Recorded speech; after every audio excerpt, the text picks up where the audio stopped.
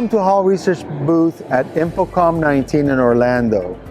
One of the products that we're showing here is our UHB-SW2.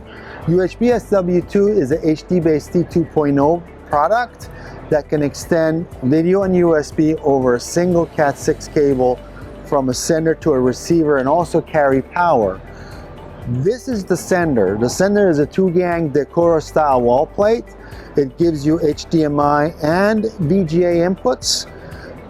The HDMI can take in 4K 60 444 with HDR, so we're talking about 18 gigabits per second HDMI video. It's set so that it switches to the last plug. So if you have VGA already plugged in and somebody walks in with a laptop, plugs into HDMI, it switches to that. But you can also force it to either input using a button over here. For K through 12 or conference rooms where you may have an interactive board or interactive display, you need HDMI also extended.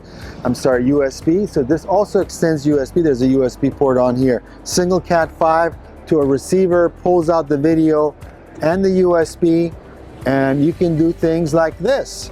So we have video being extended here from a laptop, and I can draw, I can write, and if you need more information, please go to hallresearch.com, and to buy this little bad boy, you go to bzbexpress.com.